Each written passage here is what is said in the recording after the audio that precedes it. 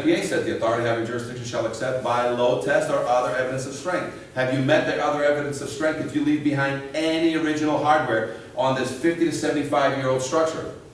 Let's go over the history of a typical structure. You build it in 1900, 25 to 50 years later, does it have a new roof? Does it have new windows? Does it have new electric? Does it have new plumbing? Does it have a new boiler? Does it have a new fire escape? No. Does it have at least some new fasteners on the fire escape? No. So here we are 75 years into it, and some of your buildings are 100, and what do you got still on there? You got an original fire escape. The steel is great. Guess where all the damage is occurring, based on the stuff you have in front of you? Where it meets somewhere. So if you have joint failure, can I load test it if it has joint failure? So it must pass an examination, so it must pass a confidence test first in order for us to load test it if that's the route you want to go. And what's the average load test fee, depending on the structure? 2 to 4 to 5,000 per level, and sometimes it's 5 to 10,000 per level because the thing's a big monster beast. Sometimes the thing is on some crazy side, you can't even get a lift, you can't even get a crane, you can't even get anything in there. Then you guys have the 200-pound rule, but you also have the separation rule where now you have to take the fire escape and say, okay, I need to load test just this thing, so I'm going to separate it from this, separate it from that, and load test this, oh, for free? What's cheaper, load testing fire escapes or refurbishing fire escapes to satisfy the other evidence of strength? And they should have done this when?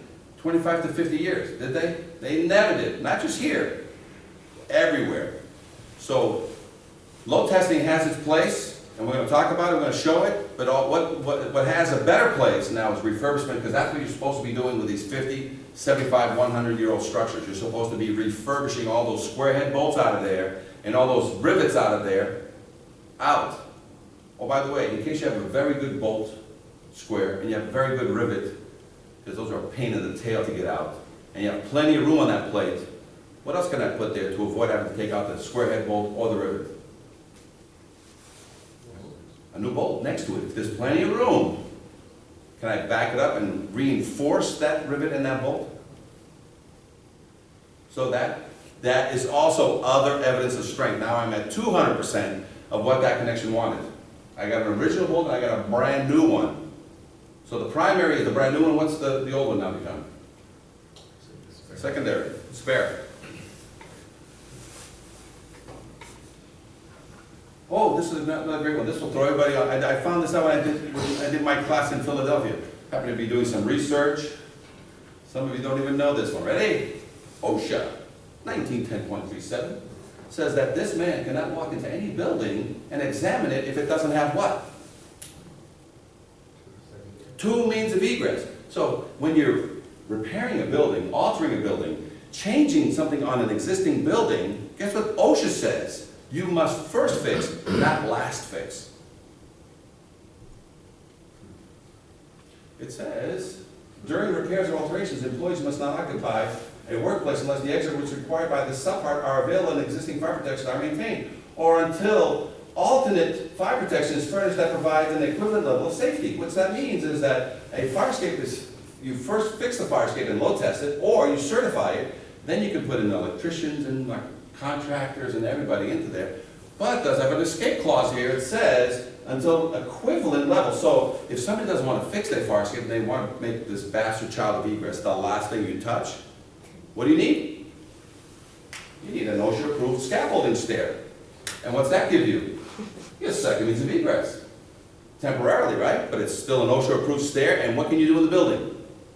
You can fix it. You can issue a permit. But how many buildings in the city are being repaired right now where the fire escape is the last thing anybody wants to talk about, and you can't have anybody in there because that company is now breaking the OSHA code of 1910.37, which says maintenance, safeguards, and operational features are for exit routes. You can imagine how I threw Philadelphia on its head, and they're like, what? So guys, write that down. 1910.37 is a great thing to pull out of your pocket when somebody's giving you a hard time, saying, oh, 30 years, nobody's ever, you guys are just trying to find other ways of making income, you guys are just being pains, say, listen, if anybody gets hurt in your building right now, you have a bigger lawsuit then, because you don't have 2 means of egress during the repairs and alterations. So I'm not telling you to fix this fire escape, I'm telling you to rent that scaffolding for $1,000 a month. And you can mothball this thing, and you can probably block it off and do all those things you do to the fire escape, so nobody goes up, nobody goes down, and nobody fixes any windows near it. And then you have this scaffolding over here, and take as long as you want fixing this building. Because you are eventually, at the end, what are you gonna do to the fire escape? You're gonna fix it. And if you spot repair it, what are you gonna do to it? So you're gonna load test it, and then at what? 100 or 200? How many engineers are confident in load testing a 50, 75, 100-year-old wall? Are you guys doing wall analysis prior to load testing it at 200 times? Is that something that comes into your mind when you look at some of these buildings where the walls are slightly, due to age? Is there any concern that a wall test must be done prior to a load test of the fire escape at 200 pounds? Is anybody, this is a question for the engineer. Has anybody forced a wall evaluation prior to a load test? You did? It was, yeah. And tell us the reason why. What occurred that made you say, you know what, I'm not even... A lot of these walls these 100-year-old buildings are already cracked up anyway. So we had them replace the fire escape. Oh. Too much of a mess. And with that, did you say, we don't trust the wall, we want legs to the ground, so you made an independent... We didn't, it was sidewalks, we couldn't go down to the ground, but we rebuilt it. Oh, so you didn't do a load test on the fire escape, you refurbished it to avoid the load test? Because the cost to do the load test and fix the wall and everything else was too much, I said just replace it, it was cheaper. Yeah, so you just took the whole fire escape and basically put back what was there. Oh, by the way, the code says you can't build any new fire escapes on new construction. So you dig a hole in the ground, there's no new fire escape going up, ever, unless you have some crazy, something that and that happened once in my life, they actually, years later, but they had a permit from 10 years ago that finally came into play. No new fire escapes, ever. But if you happen to have any existing building, mansion, factory, box, garage, outhouse, that has a second level on it, and you want to turn that into residential, guess what your answer is always going to be? If you've exhausted all means of putting it in the inside of your building, because that mansion has a beautiful central stairways, chimney stack right in the middle, and you're going to put 4 apartments to the right and 4 apartments to the left, guess what you're going to throw on that building? 2 fire escapes. You know who's going to deny you? No one. Because you can build fire escapes, but you know how many get built on average? 97% of the fire escapes in the United States get rebuilt. 3% of them get replaced, because there's still enough meat in a lot of these fire escapes that you can just rebuild them. So it's not, replacing is not always the answer, but every now and then new ones are getting built, and they get built by iron workers. That's all they get built by. They get built by guys who do railings and window guards. They have a shop, and they'll build these all day long, properly designed by an architect and an engineer in the shop drawings, and a lot of times it's copying the exact same layout of an existing fire escape that already exists. 42-inch rails, 36-inch wide, 7-11 rise and run, stringers. There's nothing new there. But you can build fire escapes today, but not on new construction. But on pre-existing, so if you have some old buildings in your city, guess what's coming? To satisfy any kooky egress plan. You have some crazy tower apartment in the back corner, guess what will satisfy that tower apartment? 1 fire escape. Even if the rest of the building has its 2 means of egress, you have this kooky thing and somebody wants to buy the kooky condo on the tower, on the watchtower, guess what's coming? It's going to be a fire escape there. And it can't be denied. So OSHA, 1910.37, that's just one more thing that you guys can help. Because what happens if an inspector is in the building? Oh, by the way, most fires occur during renovations and construction activities. Is there a lot of fires that occur at job sites? There are a number of them that occur during that phase. What happens if you get hurt while you're inspecting that building, there's no second means of egress? Is the city assuming some liability? Because you're not supposed to be going into or allowing anything to occur on any building that doesn't have 2 means of egress. So if all of a sudden you're in a building, telling them, writing them up on whatever, and all of a sudden you get hurt in this building because somebody runs into the front stairway, a car runs into the front stairway, starts a fire there, where's everybody getting out? Including yourself, and you're in the building.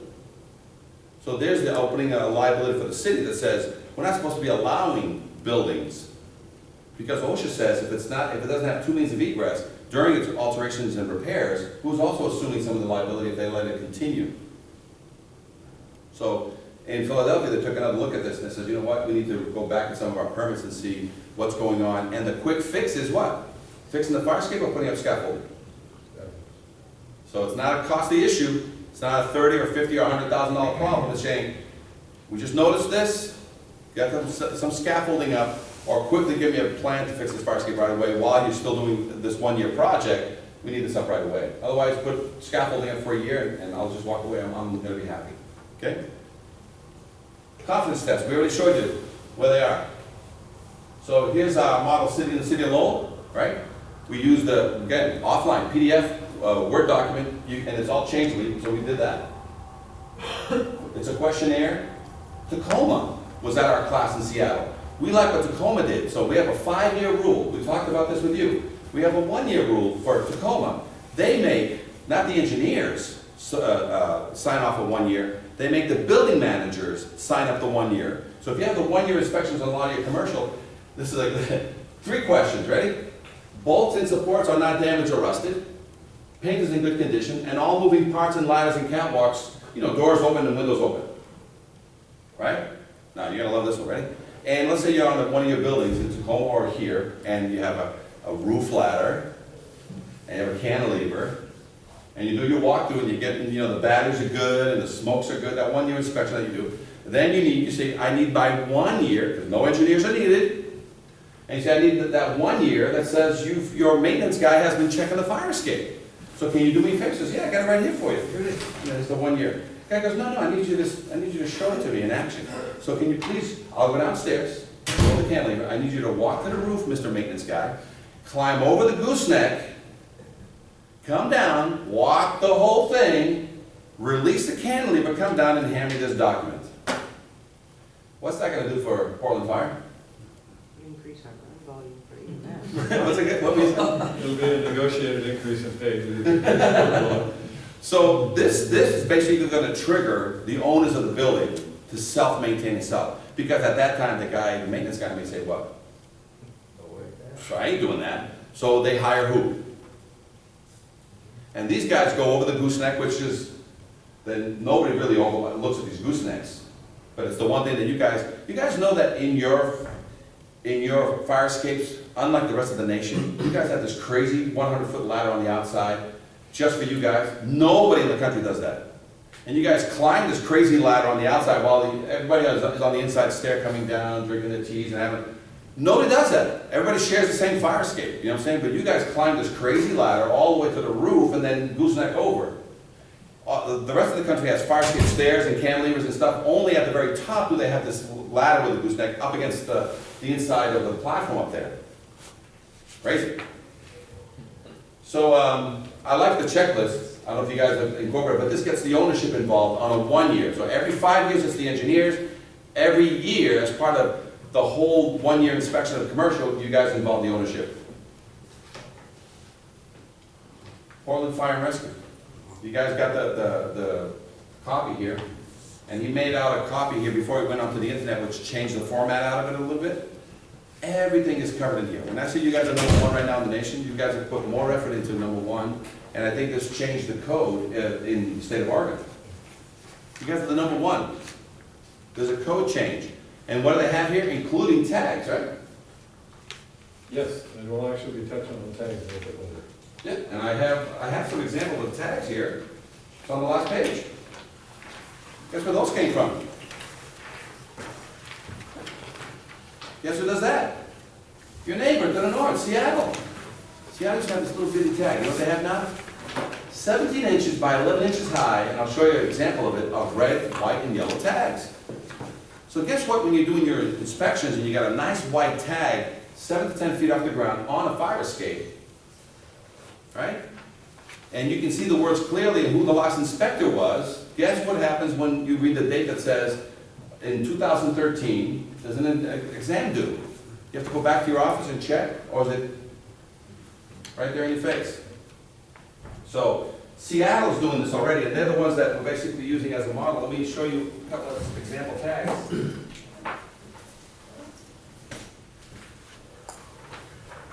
I have out.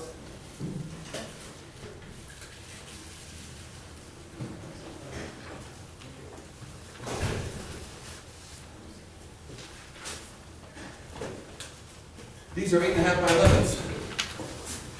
I'll send two down this way. I'll send one down this way. You guys can just take a turn. They're usually wrapped in plastic, or in Seattle, they make it printed on 1/8 vinyl stock, plastic. 17 inches by 11 inches. And this is Portland's new version. Oh. And what's really sad, special about this shows the year that it was inspected and tested. The affidavits on file, these are actually attached to their forms, ready to be posted. We'll be doing a metal wire tag on these toward the bottom end of the fireman's ladder. So anybody coming up to it to use it's going to be looking at this and saying, 2013, that's good. There's one that's, because we're cheap, has been slightly modified to show the 2011 date. Not the best modification, but it's my fault. And we'll have a number of 2012s that will end up being modified that way too, because Bob didn't want to spend the money on it. On the back is going to be handwritten, the information related to the location and stuff, stealing some of the information off the Seattle tag for that. That's again an economic issue as to why we ended up with that. The unsafe tag is going to be Great information. Well, It's new to me. I'm hearing this for the yeah, first it's time. not secret from him. The unsafe tag, they decided at the last minute after the unsafe tags were ordered, that unsafe is a bad word to put on the fire escape. So they're still trying to figure out what the terminology is going to be for one that's a piece of garbage that you guys are trying to fix. Well, it says here, fire escape is out of service. Yeah. That's what Seattle says. Yeah. Fire escape has deficiencies, if it's gonna be, it needs to be repaired. And it says fire escape it has no deficiencies. But may I see that tag for a second? I'm gonna show you something. This normally doesn't happen in a college town, but, they want one of these in my car, for the American license plate. So, the biggest thing that they had is, you gotta be careful, is if you handwrite this on the back, and you have this tag, and my fire escape has a problem, would I even think of stealing my neighbor's tag and handwriting my own stuff on the back, just to keep you off of me? So, you gotta be careful. One of the things that they did in Seattle, and this is, our version is 8.5 by 11 to be made here, and you can modify, it has everybody's information, including the engineers, including the date, and including the month, so that you basically, 2013 when? January, or June, or when? But the beauty about, their tag that was 11 by 17, it has to be printed at a Staples or a place, because these are custom made, but they need more information on there, so that way they can see if it's a false tag or not. How long has Seattle been doing it? And the reason that I ask is, what's the burden on their inspectors to keep these tags current? And how are they keeping up with it? When I have a fire escape that's certified in 2013, how do we know that we're keeping up on it, changing tags, and one that's been out of service, has it been redone? It takes a lot of manpower just to go through the fire escapes that we have here in Portland. So how is Seattle managing their workforce and keeping their tags current? Well, and I've mentioned for you to call Jay up there, in Seattle, they don't have a fire prevention like you guys have here. They rely on the captains of the firehouses to basically do what you guys do. So how do you think it's being managed? Okay. So with that, you have to make it as idiot-proof as possible. When you put a tag on a fire escape, it has a date on it. It's made so that when you're doing your normal inspections, like an elevator tag, you look up it, you just know that it's due in June of 2015. That's all you need. You get beyond that date, you're already writing a violation just by looking at a tag. So the tag is what you need to go through. The first thing you do is get a tag on every fire escape. Good or not, you just need a tag. And the tag is, if it was done correctly, you just gotta get a white tag or a green. Are you going green? Green for the number. Green for the pass, right? So if it has green tags and it has a date, the only thing you may want to have on it is like, is there a space for the month or not? But the second, otherwise everybody's going to think they have to do it in January or sometime in that year. I know you have to figure that out, so nobody loses a half a year. God forbid somebody loses a half a year. Because at 5 years is like renting a car. I want it at 12 o'clock, you get it tomorrow at 12 o'clock. You're not getting it at 8 o'clock in the morning, So, but in Seattle, so by putting up the tags, that's the process, just getting everybody tagged. Your neighbor sees a tag on yours, like, hey, what are you doing? Oh, you better get a tag, otherwise, because it's triggered by your pre-plans. You guys do a lot of pre-plans? We have an automated system that's going to kick up the reminders for us. So reminders on the pre-plans is, as you're doing a pre-plan on this building, if you don't see tags on these fire escapes, it's just a write-up. Where's your sticker? And you're only going to get one of 3 stickers The stickers that you're gonna get is a green one because an engineer or a design professional came in and certified the fire escape for you, so that's the green. Otherwise, you're getting an automatic yellow, or if you see a dangling tread, you get an automatic red. It doesn't matter, and that's why when I made it by 8.5 by 11, it lets you carry yellows and reds. During your examination of a building, you look outside and you see the fire escape is in nothing evident, nothing's dangling. You're not inspecting the fire escape, you're just putting its first tag, and it's a yellow tag that says you're in 30 days, please have it examined. It's gonna go green by who? Not by you. It's gonna be an engineer that's gonna make it go green. Otherwise, that tag stays in there because you were doing other things in the building. That's why I made it 8.5, because the 11 by 17s are a bear, they're huge. But let's look at them, they're here. Here's your checklist. This means for all engineers that you gotta pass a confidence test before you can go to a load test or before you can certify it in lieu of a load test, which is other evidence of strength. So what we've done, this here started what's called Departmental Procedures and Guidelines, which basically means when somebody writes something, it doesn't always get interpreted by everybody the same way. So they have the right, every fire department, every building department has the right to write what's called Departmental Procedures and Guidelines, which is their interpretation of what they think the code means and what they're sort of holding as guidelines. So if you're an engineer, this is what you gotta read. If you're a repair guy, this is what you gotta read using this guy's criteria. Oh, by the way, did I ruin it for everybody? The EPA has stepped in and did what to all fire escapes older than 1978? Lead paint. Now that is another problem because the EPA and the OSHA, did they have a coffee break meeting together? So EPA says, listen, wear the little white suits, wear the little gloves, put a little mask, scrape, no power, sandblasting, no nothing. Collect the chips down below on a piece of plastic, wrap it up, throw it in a bag, and do what? Paint the fire escape right afterwards, right? OSHA said what? No. We want full oxygen tanks, we want the whole thing, we want the thing blocked off, we want blood draws. Why? You're touching lead. The EPA says if you get caught burning a fire escape, touching a fire escape, welding on a fire escape older than 1978, how much is the fine? Anybody know here? Vendors? $35,000 per violation.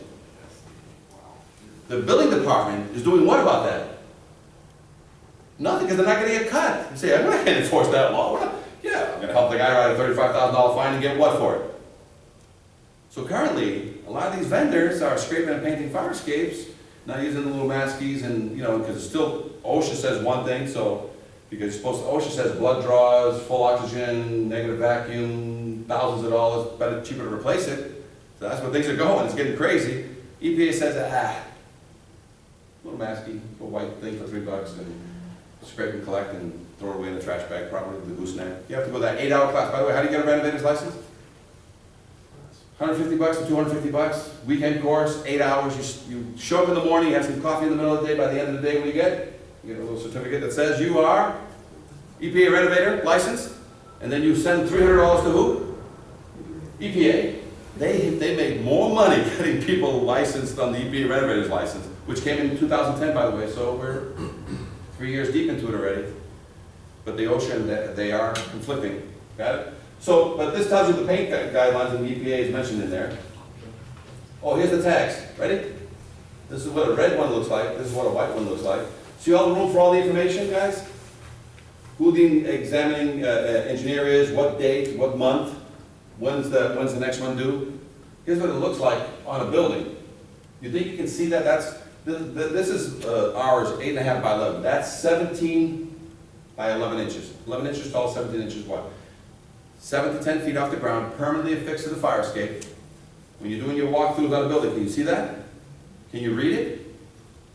Do you know when the next examination is due? So that's what this is all about, guys. In the next 3 to 5 years, just put tags on fire escapes. Don't worry about whether they're certified or not, because who is this really for? If you have your guys running down an alleyway 2 years from now, and they run into a green, what do? They use it. They see anything else but green, what do? So if the guy you put a yellow or a red tag on hasn't done anything on his building for 6 months, a year or two, what do you care? What doesn't it have on it? A green. So now, the rule is correct, when you say to everybody, in case of fire, never use a fire escape, no. In case of fire and it looks green, get on it. Anything that doesn't have a green sticker on it, what do? Get off. And it should have a tag on it. A tag that says it's either a red, which is out of service, which would cause us a whole other rules when it's out of service, because that could shut down a building. But if it's yellow and it's under the examination and you made a few phone calls and you have the process in hand, guess what? Now the fire department and the owner of the building are sort of working things out, moving things along. Got it? But Seattle's doing it. This is their fire escapes. Are they doing every tag? There's a lot of tags, a lot. And so, but the problem is, imagine the fire captains, the ones that are writing the violations.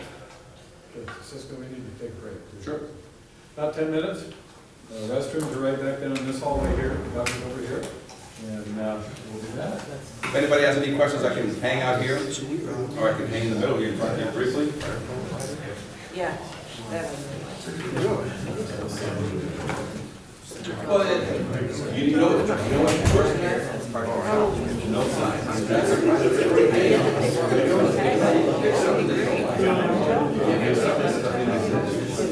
great. All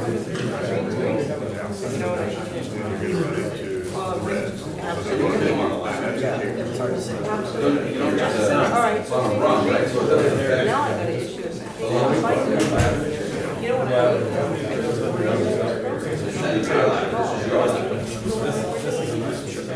Yeah. I thought it was. We're just hanging around here. Our guys are going to be coming out of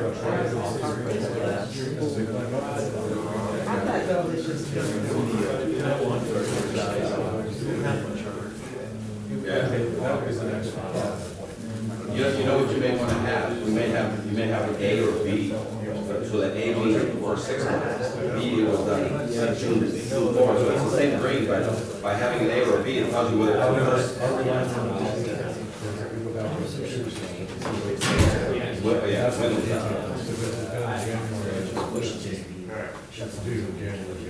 Exactly. And hopefully with our 3 months fire notification.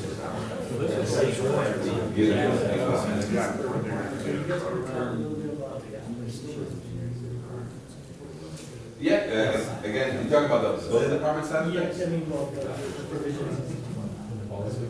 Yeah, yeah, once I get through some more rust, we're gonna dig into that. Yeah, that's,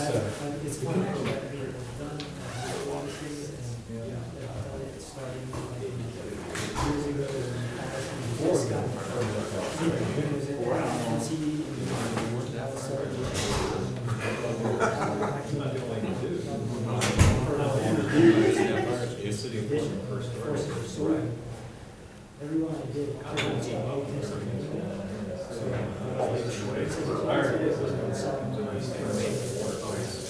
So if you did minor repairs, then you were doing the right thing and you were doing it. Had you done the full refurb, you basically have enough to come back to the city officials and say, hey, here's what we'll give you other evidence, right, that size also requires, and we don't want you to set much market, we don't want you to do too much. Because, as you know, some of the costs are that, and check it out, you know, it gets costly, it gets outrageously costly. Some of these bigger fire escapes, man, all you really need to do is just maintain the structure. You don't look at the wall, you don't let this roof, you basically verify it, and provide evidence of strength, that it's in still good order. With looking at this thing, they made that provision.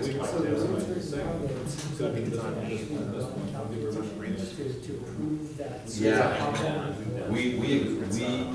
I'm gonna bring that up because Eugene did that. Here's the problem with that, it was called reverse calculation. It's a calculated load test. To me, the way we're looking at it, a calculated load test is basically you going there, you're spending a lot of time measuring everything flat. Then telling me this is this. This is how the big building is. So you basically are a guy 75 years ago didn't have a computer that it will hold on pounds. So you can have it. All you've done is multiple that it's built 200 pounds. Not that it either load tested 400 pounds or that you have some other evidence of having that it's something more. So in some cases, if you go there, every bolt that's one part of the structure, and then the city official, which they did, they they said, we're still not totally separate. It's not fire department issue, building department, because they didn't know what was going on, so they basically, to justify their check, they basically come in, we basically, instead of low test, they reverse engineered it, for lack of a better word, to prove with a full-blown drawing of the existing structure that the fire escape would, if in low test, be 100 pounds. Yes, even though you change every pass on the fire escape, and you provide other, great cost. So the first step is to have a city official who is second is guessing everything, and all of a sudden saying, you know what, let me tell you what the six are. Building official, tell them you have the engineer. And they gotta get, no, they still has reverse calculate, and everybody created all the crazy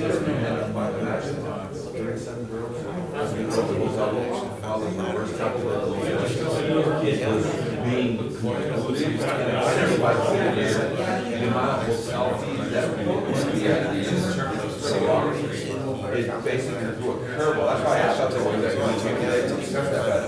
how we can get that a building official. You know, right now, you got this thing going on.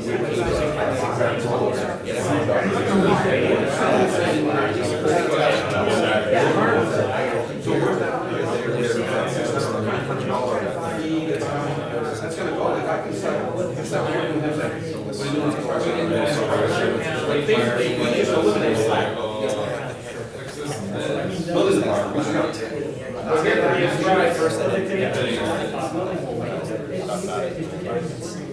Yes, you can. You can open up a wall and spend $500 opening up a wall. You can do sand, or like I said here, basically nullify that by putting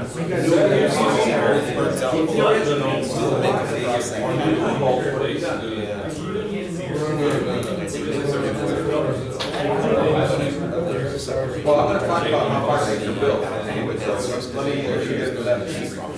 These guys here. Anybody else have any questions before we get back and start any specific questions so far, what we've seen? Oh, yeah? Well, is that something that's supposed to be, we have to use like fire escape? I would assume so.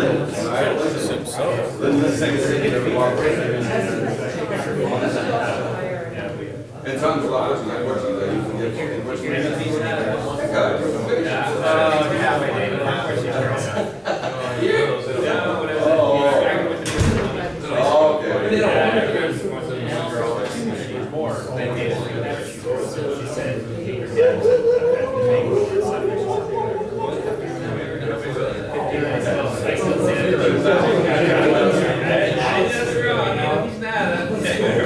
And you say it with a good accent. Snag the triangular and they think that that's like the second or third generation ATR.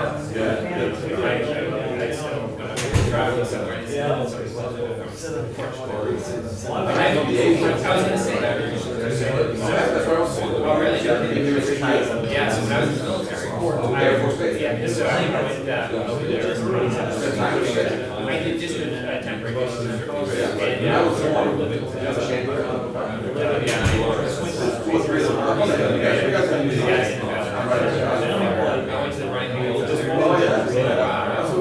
That's how we get a lot of the contents. No, you got to because it's not going to be shot. You had to out there in the trunk or whatever, and the bulls catch you guys. Oh, yeah. Yeah, that hurt. That helps.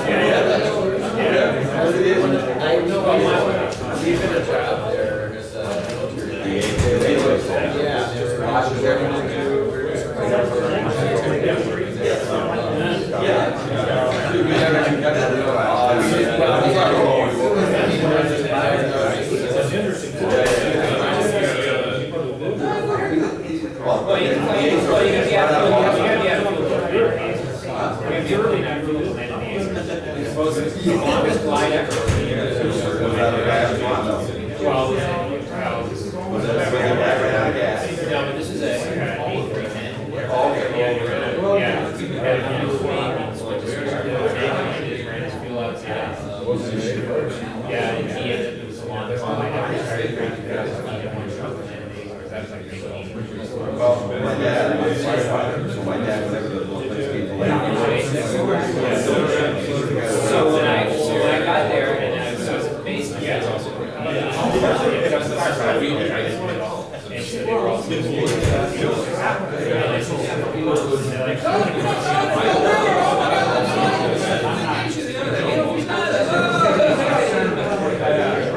That's my father was a firefighter, and that didn't, that's the same, it's just the airport. But I lived there around 6, 7 years old. Oh, I'm sorry,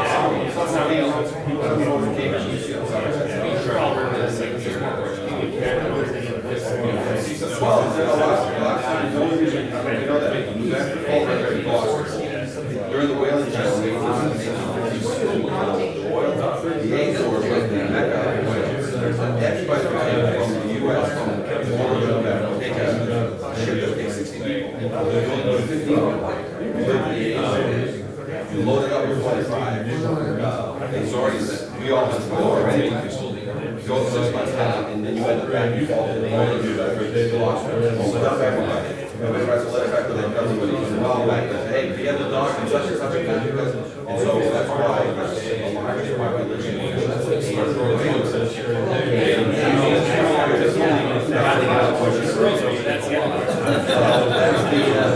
sailors got a story. What was it, the German after a while, Lots of decisions, and that's when, but in regards to the bullfights, that's, over there, they basically, on the road, you guys, on the road, and the guys. anything they did in that town, it's all covered, but it's on the roads. Right, yeah, there's a line, on the street. Everybody ends up over the wall, and you watch the men run back and forth, and bulls, they get you.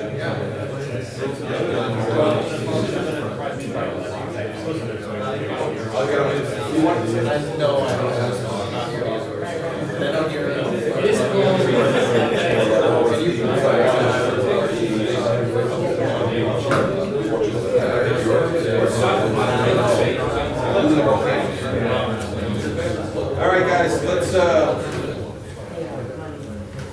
let's continue. Bring it on back, guys.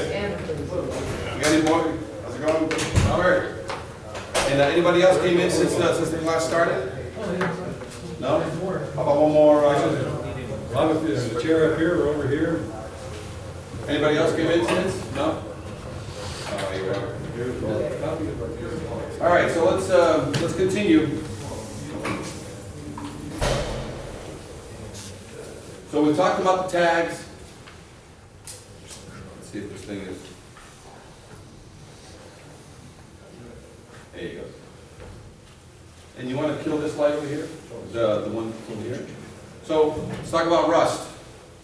So during the examination, this is what you got to look for. This is actually on a detention center for kids, 17 and younger. So when you first walk up to it, right? But when you look underneath it, what do we got? Plenty of rust. In a case that we were involved in, a metallurgist proved to us that a quarter inch of rust needs 25 years to grow. So you leave a connection unchecked, depending on what side of the building it's on, it's going to take about 25 years for it to grow a quarter inch of rust. How long do you think it's going to take to grow half inch of rust? So look at this connection here. Look at all these connections here. Look at all these connections here. And guys, as an engineer, why do you need to carry a 3-pound sledgehammer? Why do you need to do the ping pong test? Because I'll tell you, a lot of you guys, if you look at some of these connections here, if you take a look at the bolts, can somebody start grabbing some of those bolts that we left there? Some of those bolts basically look great on the outside. Some of these bolts look great on the outside because look where we have to cut it to get the nut off, or the head off. look where the nut is, and what's in the middle. Some of them, you got little nails that they've sharpened to a point. Before the firefighters get on in there, that's what they're worried about. But the examination process that you go, you have to determine whether you even want to walk this fire escape as an engineer. The 3-pound hammer test is that when you ping the front nose of a tread, what do you get? You're gonna get a ping or a pong. When you get a ping, what that means, even though you might see a little bit of rust in there. When you get a ping, what do you get? It's good connection, you know, the shafts are still probably there, you're getting a ping, you're getting a ringer, you're ringing a bell, and the bell is that tread and that stringer, you're getting a ping. And when you get a pong, what do you got? A pong is when that 1 inch of rust has grown enough, has separated, and when you ping the tread, you get a pong, what happens? So whether this is during, that's why fire inspectors don't walk fire escapes anymore. You're gonna look out a door, look down, or you're gonna look at the ground and look up, and you're gonna get enough information to determine whether or not they've had changed any fasteners. But in the engineers, when you guys walk it, you better start carrying a 3-pound little baby sledgehammer, and you gotta ping your way up. Otherwise, this is what occurs.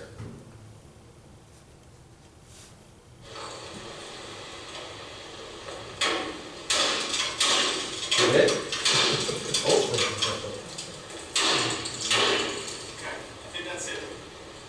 I think that's it. So sometimes you've got rust compression happening there, and that's all that's holding you. So whether you're going up the fire escape or down the fire escape with gear on, the fireman slams his foot into a tread, and it falls. And we have a case that we were involved in that happened to a fireman with 3 treads let go, and he fell through all 3 treads, landed down below. So when you do your inspections, first visual is this thing safe to walk on? Second is have a 3-pound hammer. This is not for you guys. This is for the engineers. When they walk up, they ping the job going up. And every now and then when you're pinging the stairs, you gotta look at the 2 connections for the stringer at the top and the 2 connections at the bottom to say what? Is the whole stair safe? Is it properly hooked on top, which some of them are not? And is it properly notched at the bottom to rest on the piece below? So that's the safety. Otherwise, sometimes they cut the whole bottom and there's nothing there and the bottom is full of rust. So as you're pinging the staircase, what happens to the whole staircase?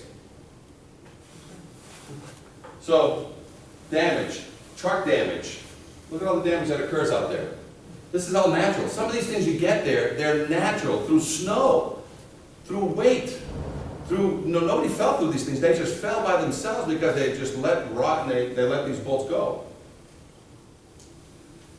You know what this place is? This is a city hall. I don't know if you can see it there, but there's 3 or 4 treads dangling over there. Right? And if you guys think these guys are not paying attention, how about these guys? These guys ain't paying attention either. Anybody know